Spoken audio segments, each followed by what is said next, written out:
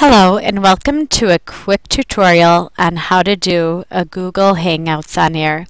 I've used these in my classroom on special project days to let parents have a window into our classroom, see the progress that the kids are making on their projects, as well as give the children an opportunity to present on their projects. In order to start a Hangout on Air, you're going to go and hover over the home menu, and you're just going to scroll down to Hangouts on Air. You will have live Hangouts on Air that are happening right now that people are doing all around the world, obviously, as you can see. But what you're going to do is hit Start a Hangout on Air. Now, don't be concerned. It's not going to begin until you actually tell it to go. So this is just the setup of it. And what you can do is test broadcast. Let's say we're going to do. We can hit Start Hangout on Air. And then you see yourself as what the audience would see you as. And right now you can see in the top right hand corner it says it's off air. It's not recording right now. And this will allow you to get set up and be prepared for it. On the left hand side you will see different functions. I have tried to use screen share before, and sometimes it can run a little bit slow. So it's not something I have a lot of experience with. You can communicate with your audience doing a Q&A. You can do regular captures, and you can fool around with some of the effects. The Google effects are fun, and if you click on that you'll get a variety of different things like sunglasses and hats and different sound effects, and it is pretty neat. Like, for example, you could put a crown on and then the crown will come on, mustaches, and just make it silly. And of course the kids would have a blast with this kind of stuff. In addition, you can add sound effects to your presentation, like applause or different things. Now, this could be particularly neat if kids are actually doing some type of a talk show or some type of a presentation that would utilize these effects. I can imagine it would be something that kids would really enjoy. But those are just something to play around with.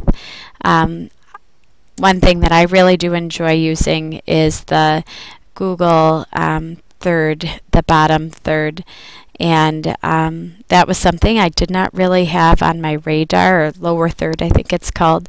And you can go ahead, and it says lower third. Right now it's turned off.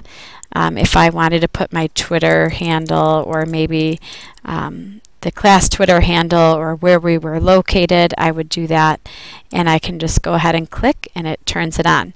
Now obviously you can see that it looks a little bit weird because it's backwards, but you can go ahead and save it. You can save it so it shows it to you if that bothers you. So here you can see Jennifer Bond. Now it's using my Google Plus logo, but you can also customize your logos just by hitting, choose logo. So if I wanted to change mine to maybe the MI Google, I can do that, and it should change momentarily. You can also have an overlay that goes over your shows, but those are those fancy things that you don't really need. And then with that, when you're ready to actually start your broadcast, you're going to hit Start Broadcast, and then that will allow you to showcase your broadcast all over. Another thing that you would probably want to know about is how to share your broadcast. What you can do ahead of time is go to the links, and you have your event page, and you could tweet this out, or you can email it out to your parents. But you could also embed it, and if you just copy this code, you could embed it into one of your blogs or a Google site, and then just direct your parents into that to watch it. And maybe that will be something that is familiar with them. Connecting with other classrooms, that could be also an option, and everyone can watch your Hangout as it's happening, and you can just embed it into your website. So hopefully you have a gist of how to set one up.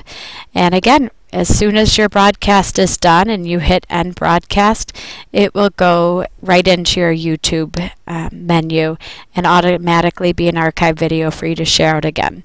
So again, Google Hangouts are a wonderful way to showcase your learning inside your classroom and allow parents to be part of the learning. And I have received wonderful comments from parents that have used it in the past. So good luck.